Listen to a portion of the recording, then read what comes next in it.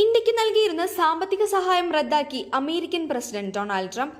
തിരഞ്ഞെടുപ്പുകളിൽ വോട്ടർമാരുടെ പങ്കാളിത്തം ഉറപ്പുവരുത്താനെന്ന പേരിൽ നൽകിയിരുന്ന ഫണ്ടാണ് ട്രംപ് റദ്ദാക്കിയത്. 21 മില്യൺ US ആയിരുന്നു ഈ ഇനത്തിൽ അമേരിക്ക ഇന്ത്യക്ക് നൽകിയിരുന്നത്. അതായത് ഏകദേശം 160 കോടി രൂപ. ഈ ഫണ്ട് റദ്ദാക്കാനുള്ള ഗവൺമെന്റ് എഫിഷ്യൻസി ഡിപ്പാർട്ട്മെന്റിന്റെ തീരുമാനത്തിന് ട്രംപ് അംഗീകാരം നൽകി.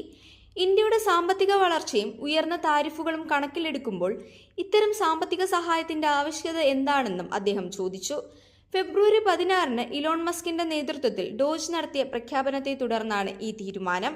നമ്മൾ എന്തിനാണ് ഇന്ത്യക്ക് 21 മില്യൺ US നൽകുന്നത്? അവർക്ക് കൂടുതൽ പണമുണ്ട്. ലോകത്തിലെ ഏറ്റവും ഉയർന്ന നികുതി ചുമത്തുന്ന രാജ്യങ്ങളിലൊന്നാണ് ഇന്ത്യ.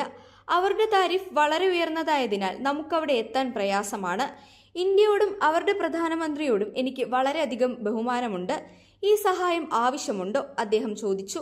ഇന്ത്യയിലെ വോട്ടർമാരുടെ വോട്ടെടുപ്പിനുള്ള വിഹിതം ഉൾപ്പെടെ US നികുതിദായകർ ധനസഹായം നൽകുന്ന 22 മില്യൺ US ചെലവ് റദ്ദാക്കിയതായി ഡോജ് പിന്നീട് പ്രസ്താവനയിൽ വ്യക്തമാക്കി.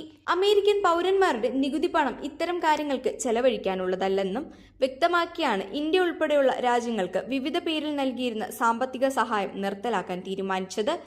അമേരിക്കൻ സാമ്പത്തിക സഹായം ഇന്ത്യയിൽ വലിയ രാഷ്ട്രീയ വിവാദത്തിന് കാരണമായിരുന്നു.